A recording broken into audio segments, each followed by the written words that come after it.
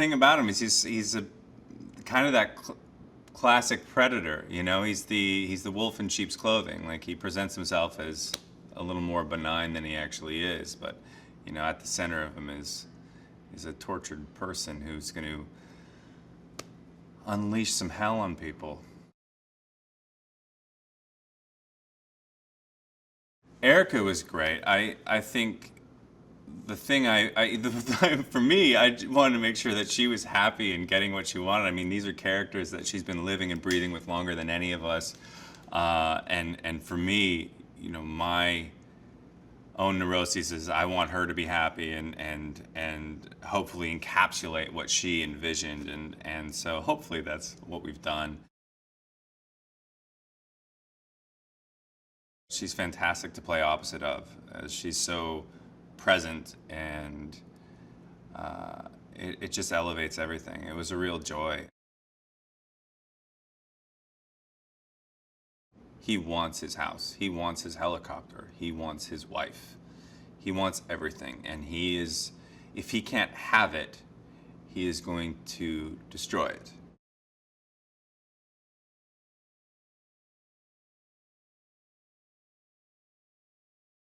The relationship between Christian and Elliot, I just sort of see them as opposites, you know, and in a good way, in the best way, where sort of opposites can kind of attract. And I think that they have a really nice relationship in that way, where, you know, they're brothers, they give each other a hard time, there's a lot of joking and playful words and stuff, but I think deep down they really care about each other.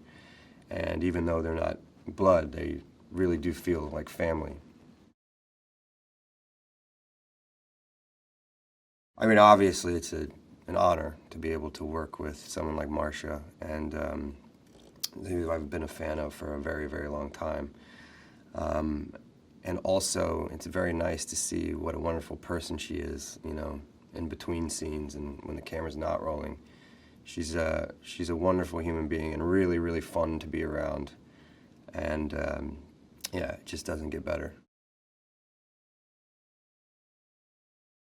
It's been fun to explore the relationship a little more. Obviously, in the first movie, we meet and very quickly sort of, you know, the flame starts pretty fast. And in this one, you know, we have a more established relationship. It's a little more lived in. You know, when you meet us in Darker, we're on vacation together, and it's obvious that the relationship has progressed and that we're really mad for each other.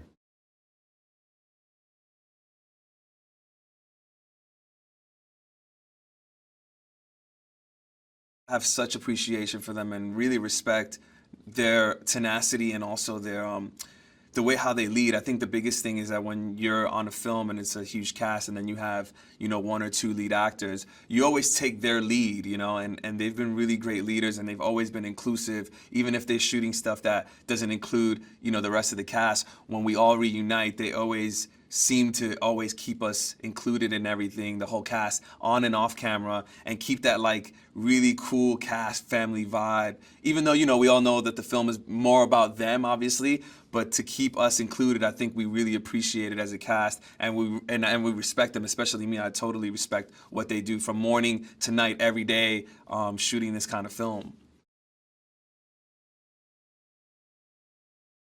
I think what Darker is about is, you know, love is always tested in any kind of way, you know, and I think in the first one, you know, they're still sort of finding themselves, both Anna and Christian, and where they belong, not only in the world, but in this specific relationship. And I think, you know, the love is tested again when another character like Jack Hyde, who comes along, and he really tests the waters in terms of, you know, he is really, you know, infatuated with Anna, and how far does Christian go to protect her, and how far does she go to protect Christian.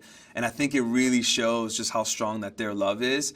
And I think people are just going to relate to it, not only just the hardcore fans of 50 Shades of Grey, but I think everyone's going to relate to it because, you know, love is always tested. It's just a matter of how far you're willing to fight to make it work, or, you know, protect the other person. You know, the love that Jose has for Anna, in a way, is unconditional, because even though she doesn't want to be with Jose, and obviously she's with Christian, he still wants to be there for her because there's a love there.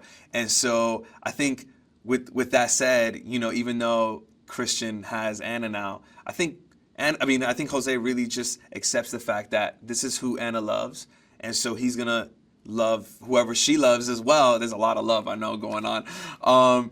So I think he accepts the role of being Christian's friend, and really I think tries, even in the third movie, really tries to like be there when the helicopter crash happens and be supportive. And I think he's just genuinely scared too that hopefully Christian didn't die in this horrific crash.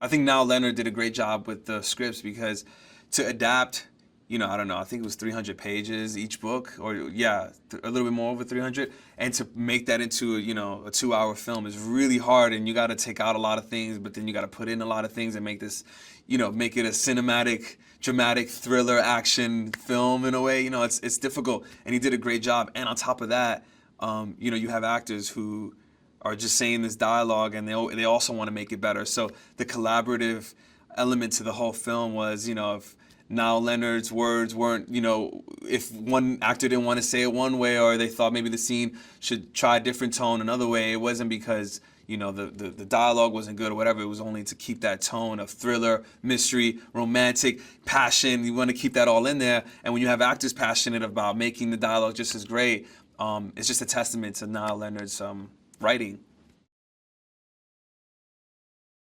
Hey, Vale here. So did you like that video?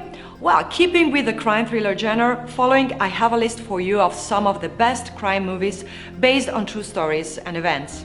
Now, these movies are a double banger, as you don't just get entertainment, but also the history of the crime, and you get to know what really happened. The Wolf of Wall Street, based on the true story of Jordan Belfort. Monster, starring Charlize Theron, based on the serial killer Eileen Wuornos.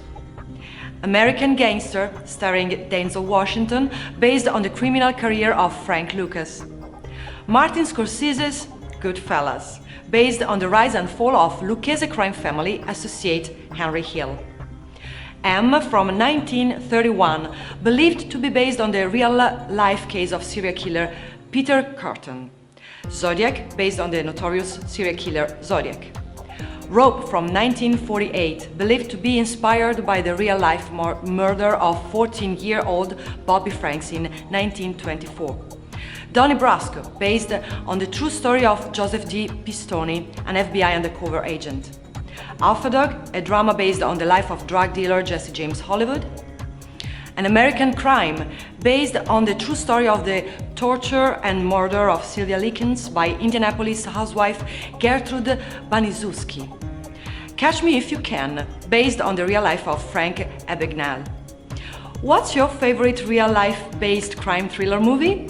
Let me know in the comments below. Keep up to date with all the latest releases by subscribing to our channel and checking the notification bell. See you next time!